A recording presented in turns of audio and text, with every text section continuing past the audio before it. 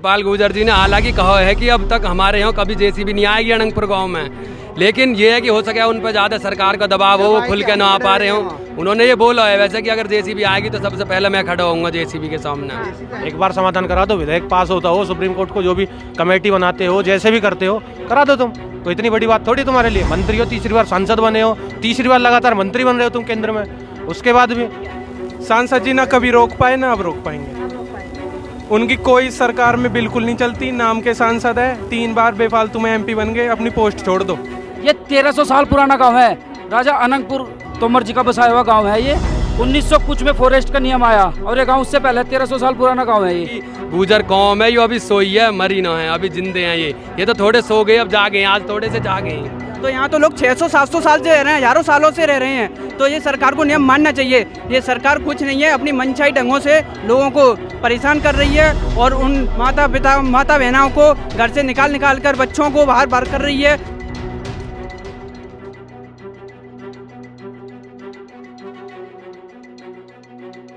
नमस्कार, आप देखें इंस्टा फीड और मैं हूं शिव राजपूत। आप देख सकते हैं फ्रेंड्स मेरे पीछे यहाँ पर कितनी बड़ी तादाद में यहाँ पर लाखों की संख्या में अभी यहाँ पर लोग पहुँचे। मैं आपको बता दें कि फरीदाबाद में जिस तरीके से बुलडोज़र की कार्रवाई की जा रही है लगातार, उसके बाद से बुलडोज़र की कार्रवाई का नोटिस पहुँच चुका था अनंतपुर गाँव।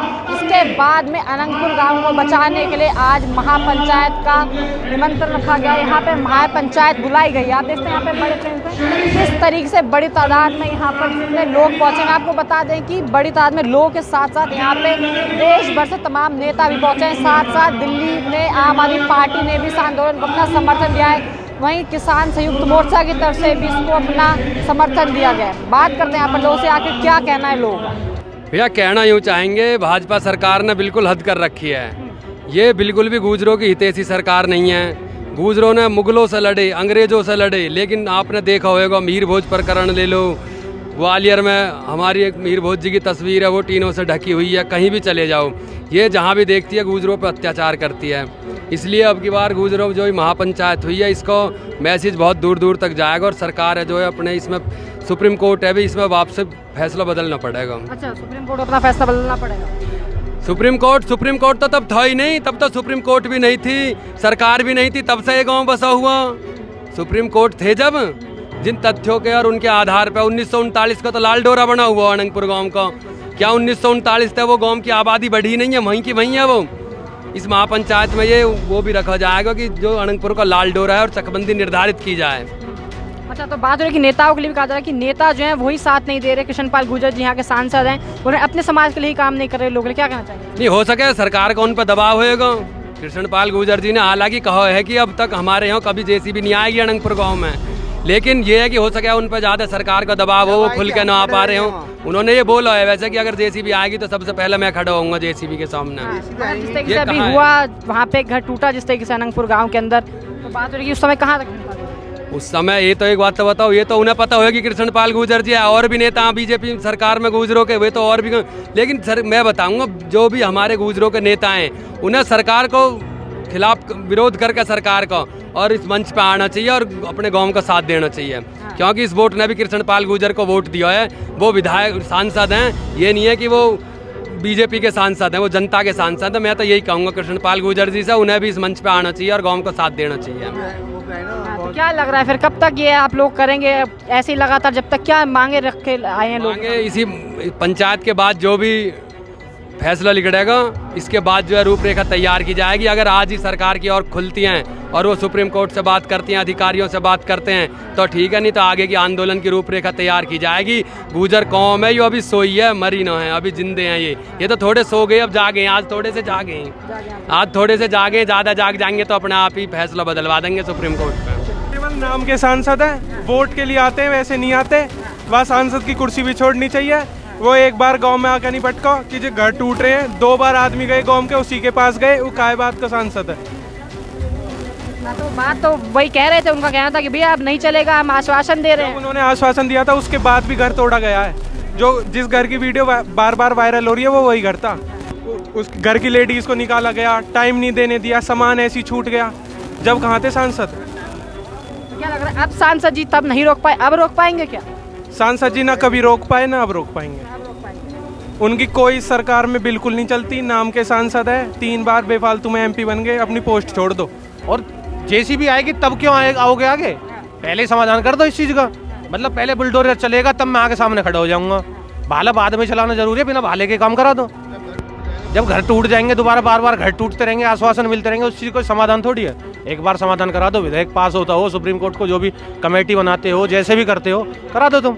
कोई इतनी बड़ी बात थोड़ी तुम्हारे लिए। मंत्री हो, तीसरी बार सांसद बने हो, तीसरी बार लगातार मंत्री बन रहे हो तुम केंद्र में, उसके बाद भी का नियम है जिसे रिवर्स पोजिशनल कहते हैं। जहाँ भी कोई भी व्यक्ति 50 साल से रह रहा है आपके, तो उस पर कब्जाना हक है व्यक्ति का। 40 साल से 40 साल से 50 साल से। तो यहाँ तो लोग 600-700 साल से रह रहे हैं, हजारों सालों से रह रहे हैं। तो ये सरकार को नियम मानना चाहिए। ये सरकार कुछ नहीं है, अपनी मनचाही ढंगों से लोगों को परेशान कर रही है और उन माता बहनों को घर से निकाल कर बच्चों को बाहर कर रही है। तो ऐसा सरकार को रोकना चाहिए और खुद इस सरकार को सब लोगों को उठाना चाहिए। जैसा 36 बिरादरी सपोर्ट कर रही है, केवल गुर्जर समाज के लोगों को नहीं है, ये सभी लोगों का है। आज गुर्जर समाज पर ये बात आई है, कल क्या पता किस लोगों पर आए।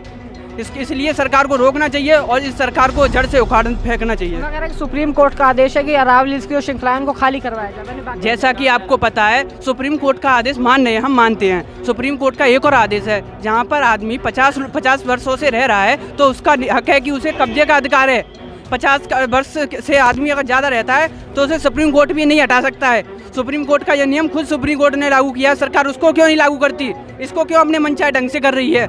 ऐसे सरकार अपने खुद और ये जातिवाद और ये फैलाना चाहती है सरकार यहाँ पर। ये केवल गुर्जर समाज के नहीं, सभी व्यक्तियों के 36 बिरादरी यहाँ पर आई है और ये सरकार को उठा के फेंकने का काम सभी लोग करेंगे। और ये यहाँ पर सभी लोग आए हैं, सभी लोगों का समर्थन है।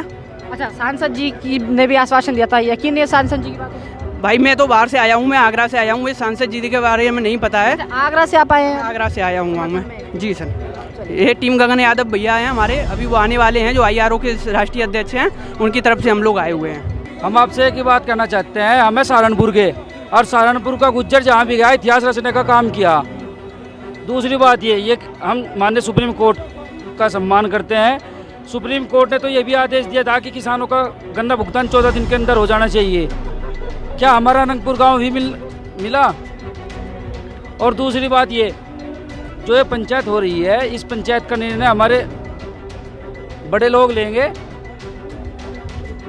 हम मिलजुल कर लेंगे भैया। वो बताया जा रहा है, लोगों की तरफ से ये कहना है कि भैया अवैध अतिक्रमण है तो हमारी जमीन। ये 1300 साल पुराना गांव है, राजा अनंतपुर तोमर जी का बसाया हुआ गांव है ये सरकार कहती है। और उसके बाद बात सुनो, 1900 कुछ में फॉरेस्ट का नियम आया और ये गांव उससे पहले 1300 साल पुराना गांव है ये। तो सरकार कैसे हटा देगी इसे? अपनी जान पर खेल जाएंगे, इस गांव को नहीं जाने देंगे। आंदोलन जारी रखेंगे जब तक। क्या डिमांड क्या है फिर, ये रोका जाए डिमोलिशन? देखिए, हमारी जो पंचायत है, फैसला जो पंचायत लेगी हम उस पर अड़े रहेंगे। अगर यहाँ हमें आंदोलन करना पड़ा तो आंदोलन करेंगे, यहाँ रुकेंगे हम। सहारनपुर से आप लोग आए हुए हैं आज यहाँ पर, कितने लोग पहुँचे? सहारनपुर के कम से कम यहाँ पे 20,000 लोग यहाँ पे आए हुए हैं। अच्छा, हाँ 20,000 लोग आए हुए हैं। अभी हमारे साथी कुछ रास्ते में हैं। अच्छा, आ रहे हैं, ट्रैफिक में है यहाँ पे। बहुत बड़ी बात होती है कि सहारनपुर से आप लोग फरीदाबाद पहुँचे यहाँ पर समर्थन करने, अनंतपुर गाँव के समर्थन। हम अनंतपुर गांव के कहने पे यहाँ आए हैं कि किसी एक आदमी के कहने पे यहाँ पे हम आए नहीं, और अपने समाज के लिए, अपने बिरादरी के लिए, अपने गांव के लिए यहाँ पे आए हैं। ऐसी लड़ाई को जारी रखेंगे आगे जब तक भी होता है?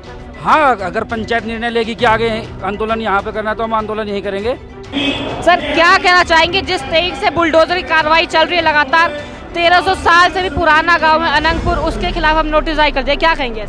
मैं ये कहना चाहता हूँ, इतना पुराना ऐतिहासिक गांव है हमारा, राजा अनंगपाल जी ने गांव बसाया हुआ है, पूरी दिल्ली बसाई हुई है, और फिर भी ये कहते हैं जी कि अपना गांव अवैध है, पहाड़ की ज़मीन है। पहाड़ की ज़मीन तो सारे जम्मू कश्मीर में लो, अपना हिमाचल में लो, उत्तराखंड में लो, हर जगह के पहाड़ों पे गांव बसे हुए हैं। लेकिन अनंतपुर गांव भी इतना पुराना गांव है जो पहाड़ों में बसा हुआ है, और ये सरकार इसको उजाड़ना चाहती है गांव को। इतना पुराना गांव है, तोड़ फोड़ चल रही है, बिल्डोजर की धमकी देते हैं हमें। हम यही चाहते हैं, गुर्जर महापंचायत आज जो हुई है, इसी कारण हुई है कि एक गुर्जरों का गाँव है, आसपास में 36 बिरादरी रहती हैं, कॉलोनियाँ बसी हुई हैं, इतनी पुरानी कॉलोनी है, जो इनको तोड़ फोड़ करके ये बीजेपी वाले कुछ अपना कोई लाना चाहते हैं, कुछ अपनी स्कीम वगैरह लाना चाहते हैं, इसलिए हमारे गांव को उजाड़ना चाहते हैं। हम यही चाहते हैं, सारी 36 बिरादरी सब मिलकर इस आंदोलन का साथ देंगे और ये गांव को उजड़ने नहीं देंगे, चाहे हमें अपनी जान तक गंवानी पड़े, चाहे हमें उस पर अनशन पे बैठना पड़े, कुछ भी करना पड़े, हम गांव को उजड़ने नहीं देंगे।